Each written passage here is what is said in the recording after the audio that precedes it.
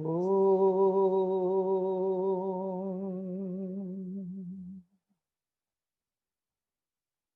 Sahna Vavatu Sahano Bhunaktu Sah Veeryam Karavavahai Tejasvinavadhitamastu ma Vidvishavahai. Om Shanti Shanti Shanti. Om, may He protect us both. May we both enjoy together. May we both exert together. May our studies become brilliant. May we not become disputatious and hate each other. Om, peace, peace, peace. So welcome to the classes back again. Last class, I think so, we concluded the Sthita Prajna. What and who is a perfect person and how to reach that. This condition I told you, Sthita Prajna from verse 54 to 72, was given because Arjuna asked this question about who is the perfect person. And without knowing what your purpose is in life, without knowing the goal where you want to reach, life becomes very routine, mechanical, and monotonous. We don't know where we are going, so we're just traveling. So that's why many people make this just very loose statement. Let's be in the flow. Let's be in the flow. So let's be in the flow. It's like a leaf moving in the water and just being there. That's not the idea. Einstein says, if there is no purpose in my life, then I will live a life purposeless. If there is some purpose in life, if there is some meaning in life, then I will have to know what that meaning is. So this is the goal. You have to reach the supreme state of self-realization. How does one reach that state? This is it, Karma Yoga. In fact, if you remember in chapter 2 itself, Krishna started talking about Karma Yoga. We have done the verse. Karmanne vadikaraste ma phaleshu kada. So he's already done the Karma Yoga. He wanted to introduce that, and then Arjuna asked the question. During that period, exactly, Krishna also mentions, I think so in chapter 2, verse 49, he mentions that any given point of time, yoga of knowledge is better than action. Knowledge is superior to action. He says this. And then he also says, wretched are those whose motive is the fruit of the action. Wretched are those whose motive is the fruit of the action. Arjuna has heard only the first part. He only heard knowledge is better than action. And this is the way he implements that. Since knowledge is better than action, oh Krishna, why are you asking me to actually go into action? Why do you want me to go into action if knowledge is better than action? Because I am choosing, we are moving ahead with action. Here you are saying knowledge is better. I wanted to get out. I didn't want to fight. Whole chapter 1 is dedicated only to this cause of I don't want to fight because killing will have no purpose in life. He forgot the mission of establishing righteousness. And therefore, let us not fight. He was telling that to Krishna. And Krishna says, No, you have to do your dharma. You have to do your obligatory duty. And then Krishna says knowledge is greater than action. So Arjuna picked up only the first half. This is exactly how we call devil quoting the scriptures. Hmm? One Pandit met a person who used to regularly and religiously come to the temple. One night, as he was walking towards home, he saw this person. He was completely drunk, moving around like a bull. He was moving around, completely drunk. So the Pandit asked, "You are a person who religiously comes to the temple every time. How come you are drinking like this? Don't you know that I have explained to you that if you drink, you will go to hell?" So the alcoholic looks at the Pandit and says, "Listen, Maharaj, great respect to you. What is the whole quotation?" He says, the whole quotation is, you drink alcohol as much as possible, you are sure to go to hell. Then he looked at the Pandit and said, have you implemented each and every word of the Shastras? The Bhagavad Gita or the Ramayana or Bible, anything for that matter. Have you implemented each and every word? The Pandit says, how can you implement each and every word? It's impossible. But you need to be there. You need to reach that state.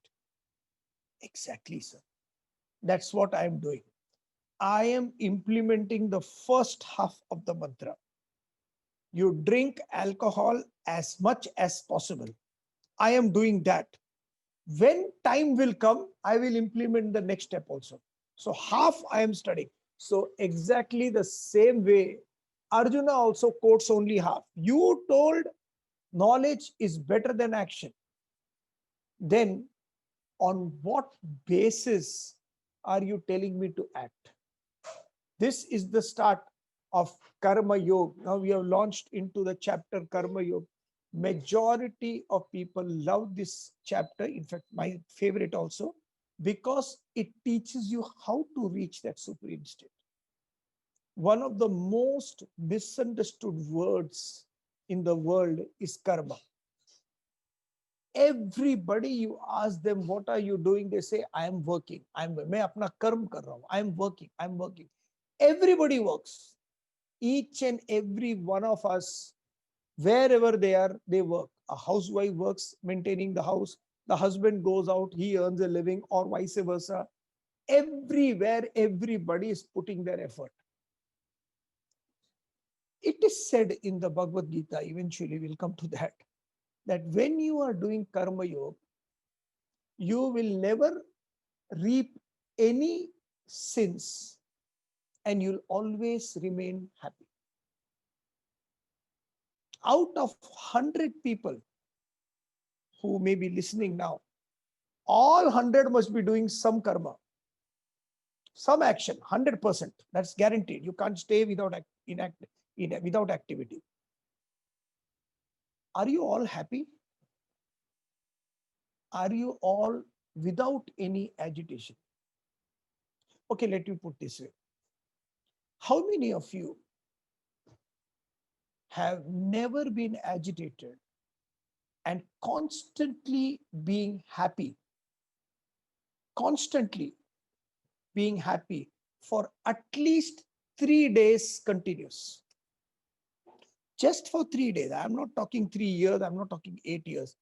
3 days, how many of us just experienced beautiful peace, bliss, and happiness without a single strain of agitation inside my head? Hardly anybody. Hardly. I can't see anybody, but hardly anybody. So when a person does karma yoga, it is said that he doesn't agitate at all. He doesn't get agitated. He doesn't agitate the other person. He doesn't get agitated himself. In spite of all that, yet it is so difficult to even spend one day without happiness. Then where are we going wrong? So this chapter explains the whole beauty of what karma is. Every action is called karma. But when that karma is implemented to achieve something higher in life, something nobler in life, when I, through my action, try to become a better version of my own self, it is Karma Yoga. This is Karma Yoga. So Arjuna starts the Karma Yoga chapter by questioning, saying that, listen, you told knowledge is better than action. Now you are telling do action. I am confused. And then he says, apparently, through perplexing speech, I am confused, so I don't know what to do. Now you tell me, what should I do? Ekavada, once and for all. Straight away, tell me, what should I do and what should I not do? Whatever you say, I will do. Simple. You say karma, I will do karma. You say jnana, I'll do jnana, whatever it is. Understanding this, Krishna understood that Arjuna has not yet understood the whole chapter. What he was talking about, not doing a particular action with egocentric desires and an eye to the fruit of the result. He's not understood that. Therefore, he comes to the next verse. Shri Bhagavanuvacha Lokesmin Vividha Nishtha Pura Prokta Maya Nagha Jnana Yogena Sankhyanam Karma Yogena Yoginam. Shri Bhagavan Uvacha. I told you this many times. Bhagavan Uvacha, that great Lord spoke. It is not Krishna Uvacha. It is not an individual who's speaking. It is the principles which are making use of this equipment, which is the individual. So the respect all to the principles and the value systems, which comes, and a little bit of respect, perhaps no respect for the equipment. It doesn't matter. The equipment can keep on changing. So Bhagavanu Vacha, Lokesmin, the blessed Lord said, in this world, there is a twofold path. As I said before, O Anagha, the path of knowledge for the Sankhyas, contemplative, and the path of action for the yogis, active, simple.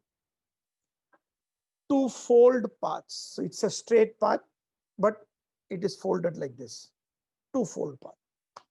The first path and the second path leading to the higher goal. Lokesmin Vividha Nishtha, two path. Path is the same, only there is a fold in between. One is before, one is after. As I have told you, O Anagha, Anagha, O sinless person who has never committed any sin in his life.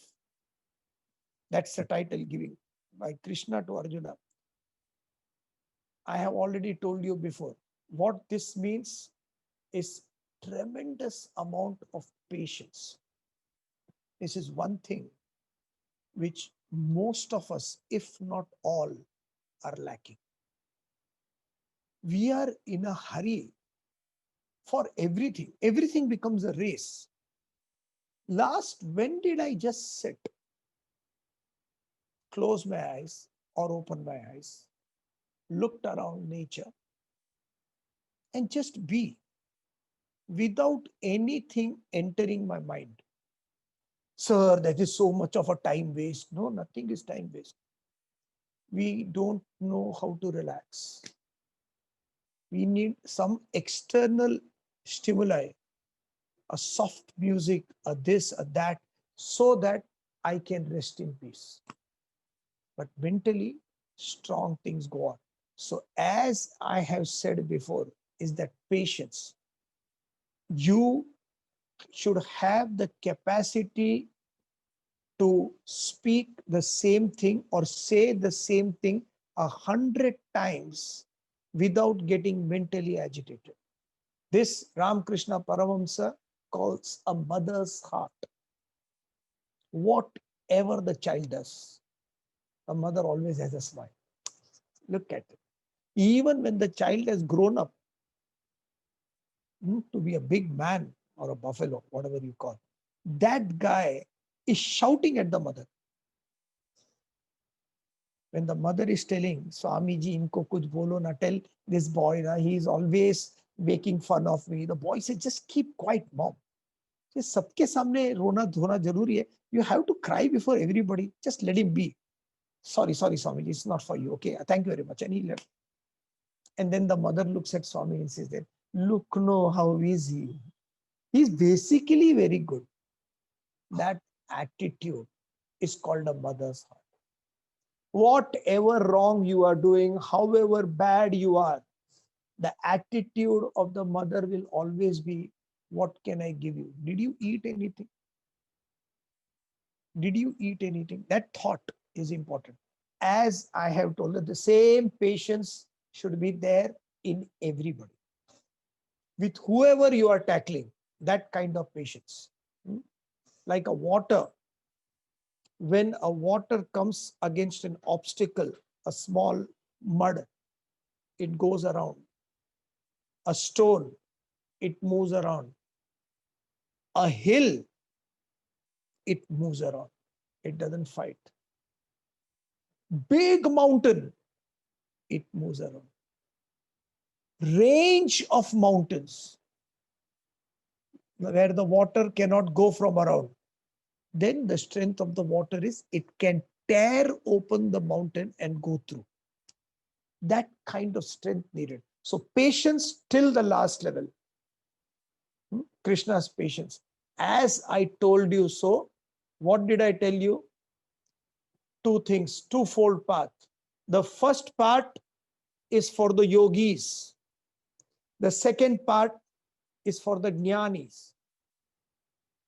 Jnana yogena sankhyanam. So sankhya knowledge, the higher knowledge, is for jnana, who have reached a particular state.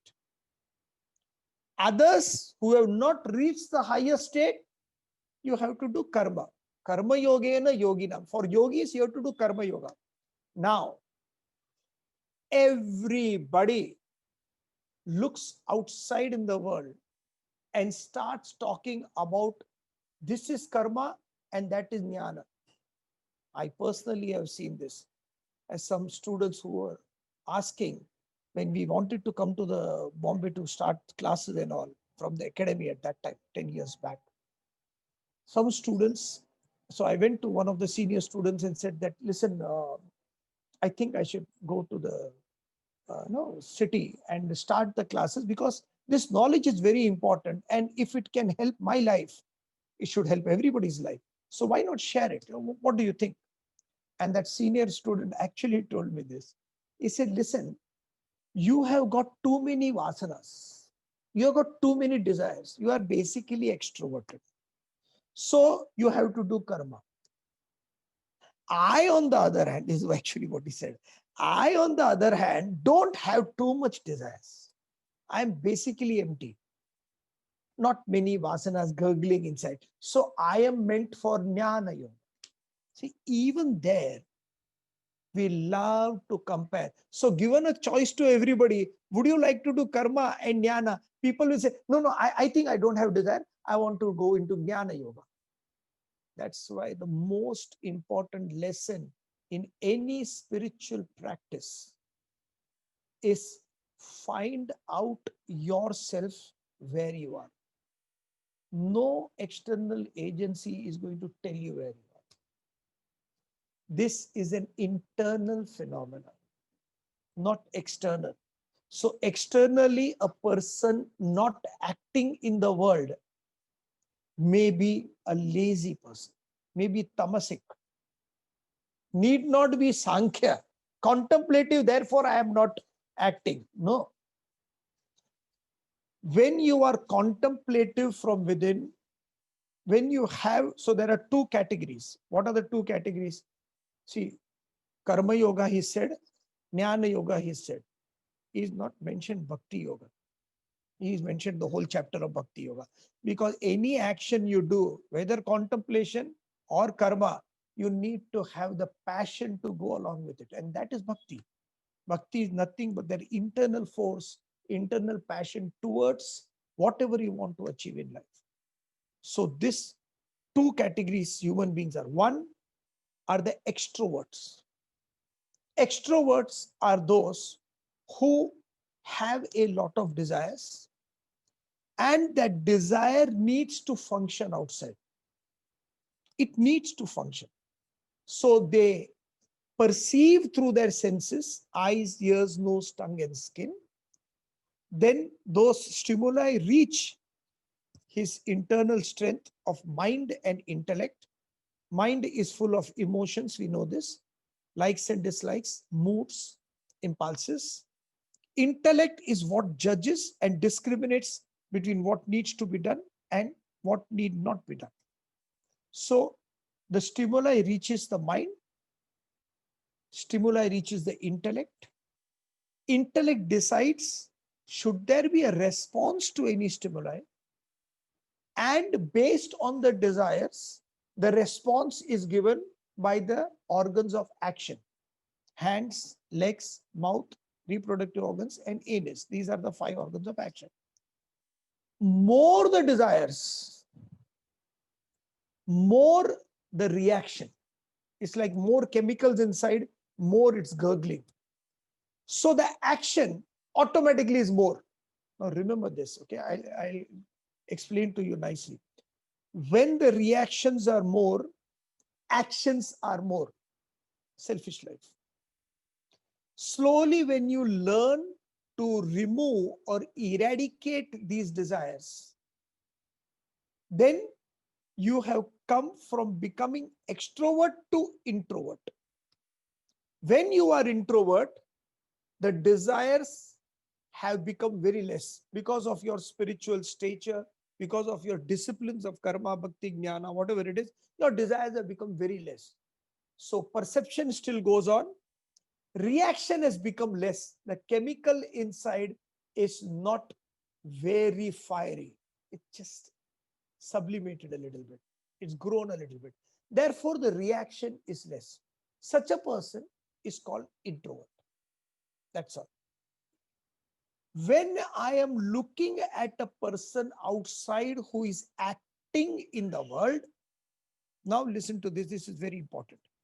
When I am looking at a person outside acting in the world, very dynamic and moving around, just because he is doing a lot of actions, he or she, and moving around in the world, I can't term them as extrovert. Okay? If I term them as extrovert because they are doing a lot of actions outside in the world, then I know one person who is extreme extrovert, and that is Krishna. Because Krishna hardly sat down at the house. He was continuously out, doing something or the other, constantly busy. Extrovert and introvert has nothing to do with actions outside. Extrovert and introvert has everything to do with the desires gurgling inside. So when I'm honest enough, when I see that my needs have become limited, my outgoings of I should do this, I should do this, I should do this, that has reduced. I factor has reduced. Mine has reduced. Such a person has controlled his desires. There is a lot of energy left in the person because selfishness has gone down. With that energy, naturally, automatically, he moves towards selfless activities. Jana Seva is equal to Janardana Seva. So with that energy, which I was running for selfish activities, now the spillover is it goes into selfless activities. And in that selfless activity, you don't act. You have become contemplative, though your body is acting in the world, because contemplation means you look within and say, who am I to act? What am I doing? Big deal. You're not doing anything. Just something to be done, therefore needs to be done. You do it and you walk off. This is contemplation. This is both. Krishna says both these things are the same. The first, when the desires are more, too many desires, how do I know? Any reaction, I need to act. Any, chalo ye karte, chalo ye karte, chalo yahan jate, wahan jate, let's go here, let's go. This socializing and everything, I have a lot of desires. Then what do I do? When I have lot of desires, I can't get rid of desires. Function in the desire, doesn't matter, it's okay. This is the only grantha which can say that. Function in the desire, only don't get obsessed by the fruits of your action. Leave that away. This needs to be done, you do it, and try to disengage, disassociate yourself with the fruits of action. Karmanyevadikaraste, same thing. As you do that, slowly the desires change its form. Now, because of further studies, you have understood that not everything in the world is going to make you happy. In fact, nothing in the world is going to make you happy. However much you possess, however much you try to enjoy, it will not happen. Because happiness springs from within, not without. Understanding thus, in the path of Karma Yoga, yogis, you are a yogi achieving that, you move to the state of Sankhya. Now the desires have become less. Internally, you have become contemplative. You may, how many of us have gone to marriages, not during COVID times, don't go please, personal request. But when you are, when you, a year back, 2 years back, you go to a marriage, you sit there, or a party and sit there. And how many of us have felt that, what am I doing here? Just wasting my time. I could have done anything. I could have gone for a walk. I could have gone for a run. I could have just put some cassette and danced. I could just move around and sing. I could have met that friend who I have not met for X amount of years, who's a good person. I could have done so many, I would have studied. I could have done so many things rather than sitting here and listening to the gossip going on.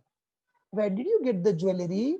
This sari is very nice. Where did you get this sari? It was this shop. Oh, that shop is very good, but it's very costly. What? And I'm sitting and listening.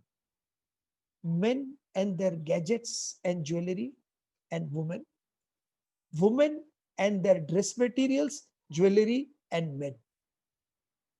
Show me any one topic which is other than this.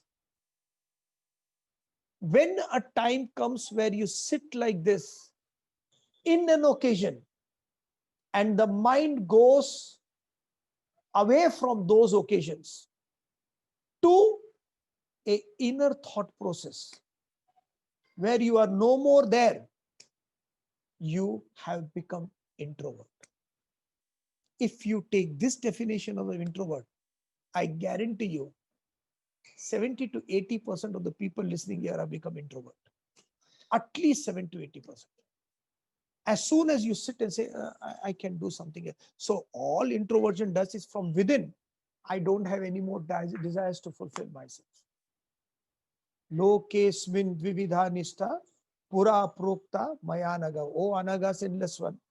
Both are the same. Jnana yogena sankhyana, karma yogena yogina. Once he says this, I want to tell you one thing before we go to the next verse. Now, Sthita Prajna is over. Now we are starting chapter 3. As you know, we are not doing verse-wise. These are certain sections of verses which are chosen by us, and we are doing it. This should prove as a trigger effect for you to study what is in between.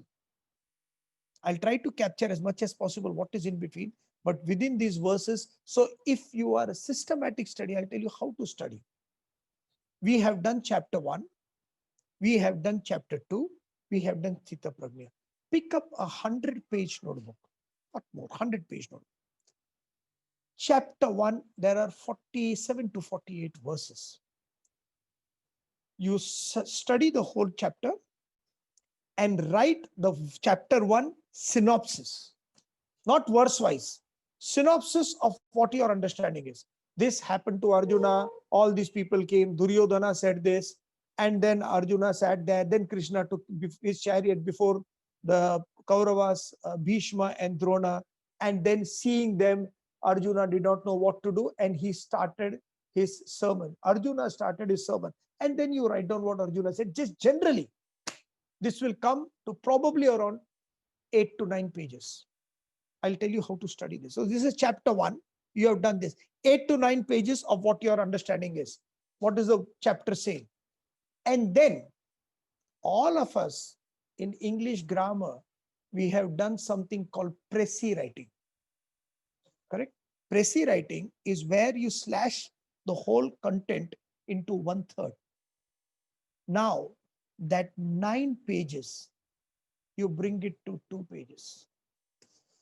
And that 2 page, perhaps 1 page, that 1 page is your understanding of the whole chapter. So when you study like this, you will exactly understand what Krishna is trying to say. So what the verses we are doing, this is unfair because Bhagavad Gita is supposed to be studied systematically, but we can't continuously go on because it's 18 chapters. So we have chosen some important verses because this becomes a trigger.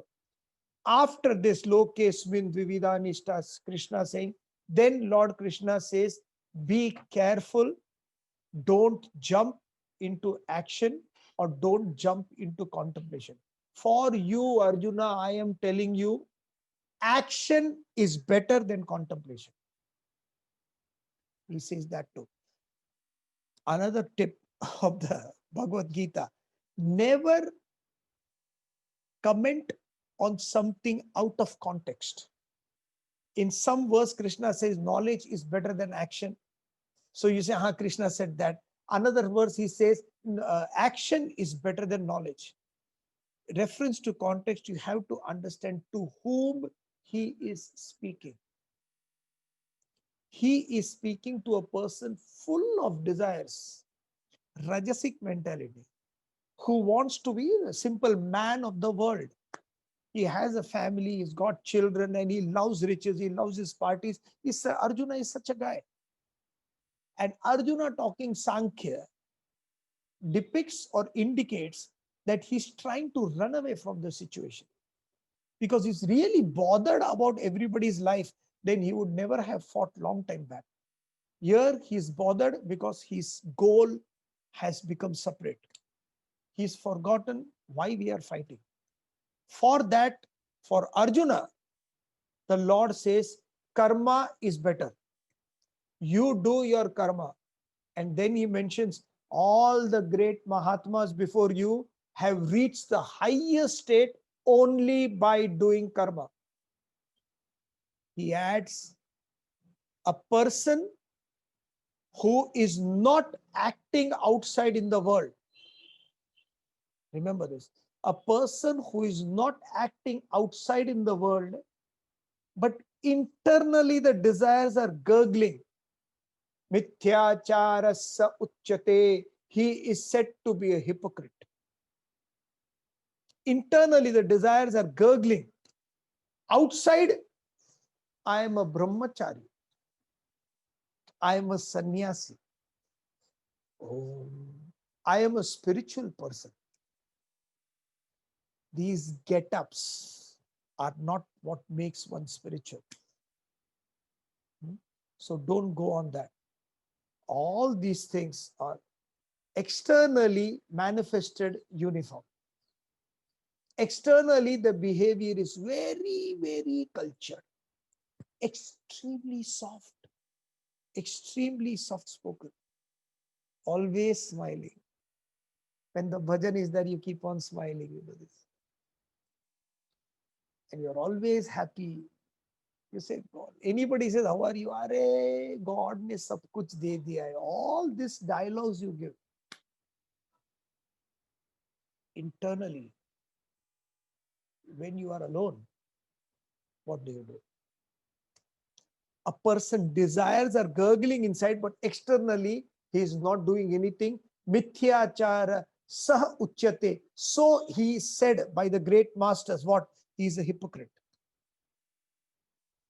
Anybody who is not honest to himself or herself and do things because society demands so and so, and you have to show a different face to the society, is a hypocrite.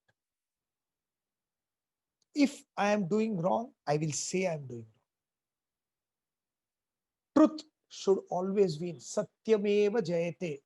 Vijayate evam satya. Only truth should win. There should not be any falsehood while speaking, while living.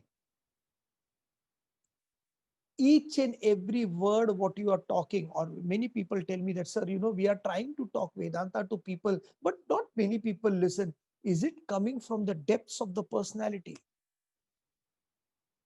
I am just worried about how I will look if I become a tree, how the world will see me.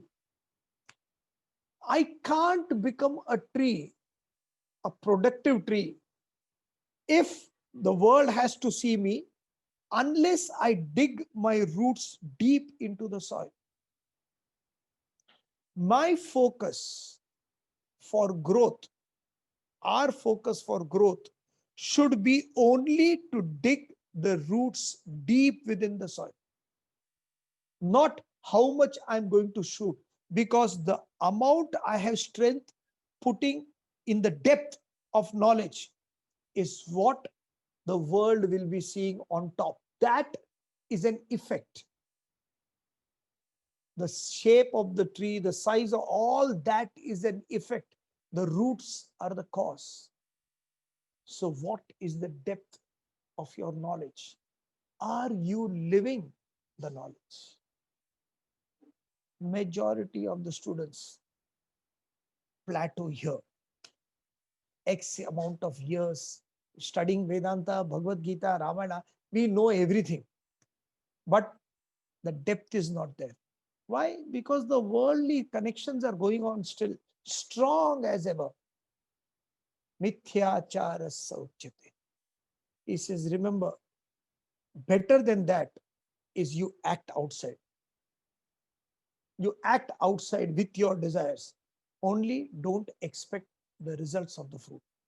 Let it come when it comes, doesn't matter. That's not in your hand. And you'll reach somewhere. That's what he says. And then Krishna says, all the actions bind you, except those actions which are meant for yajna.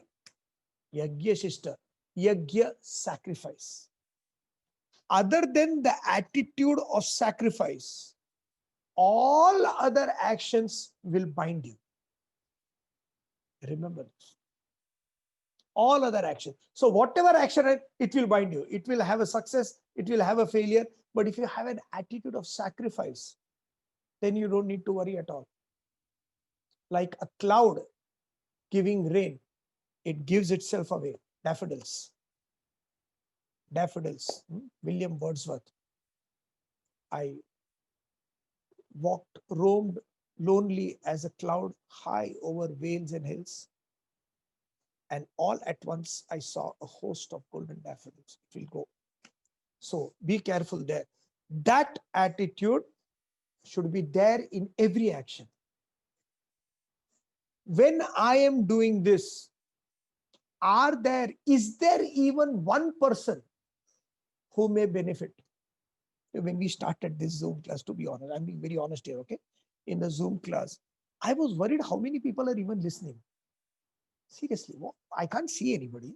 I can't hear anybody. It's just I'm talking to some camera going on. One day I saw in one of those Hindi classes which we take, one old lady, she forgot to switch off her video. So her photograph came, old, extremely old. She must be around 75, with a pen, book, earphone, specs, and she's sitting. She's sitting and waiting to write something. This was around 4 months back. That vision changed my life. See, till then I knew some people are taking, but when you see an old person who still hang on to something saying that I want to learn.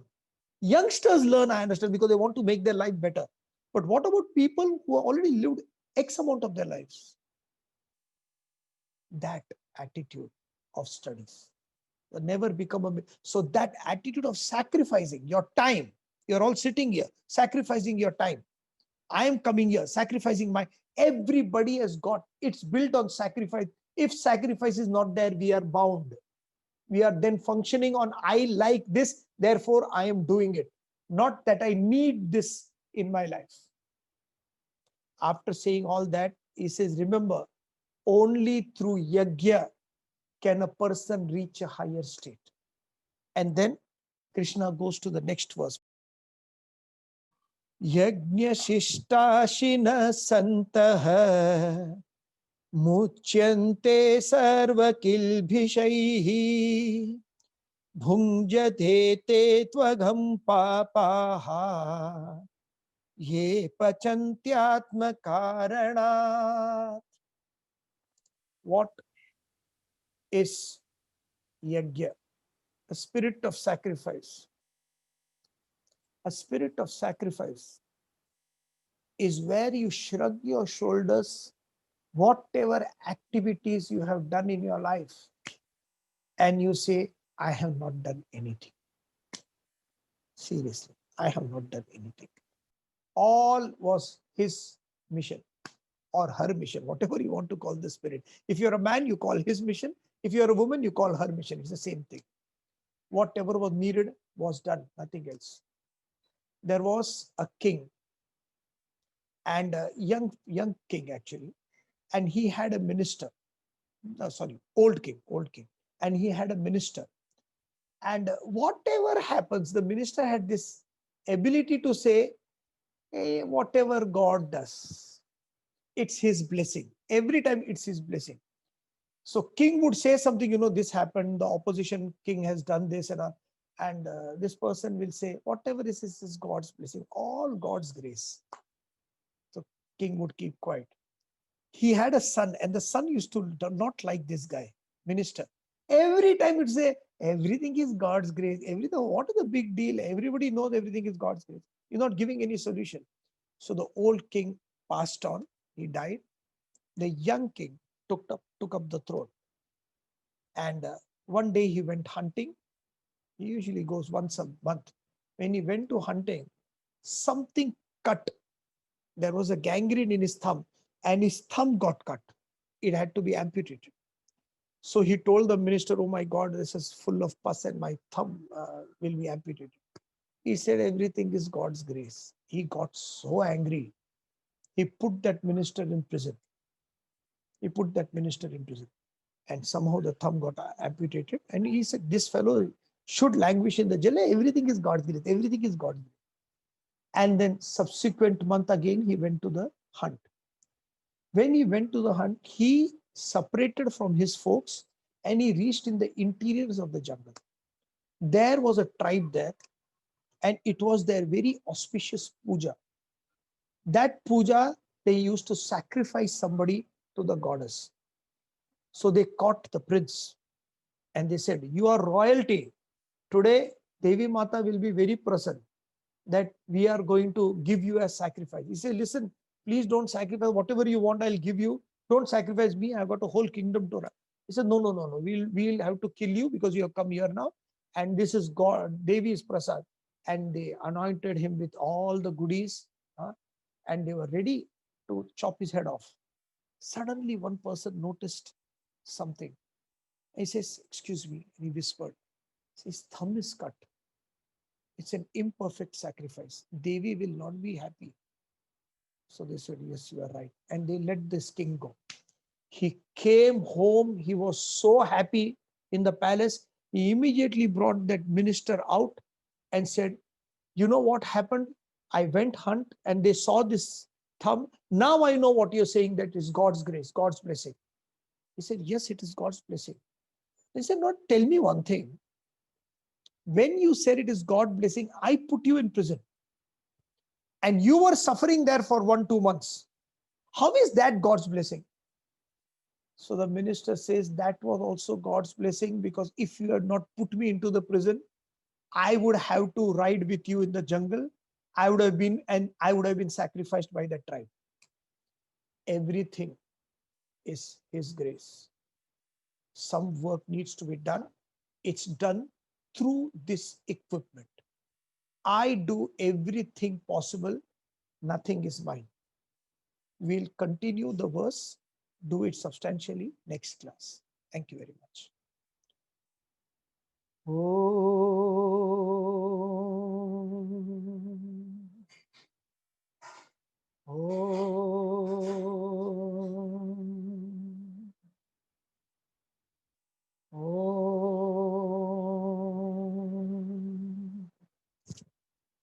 Hari Om.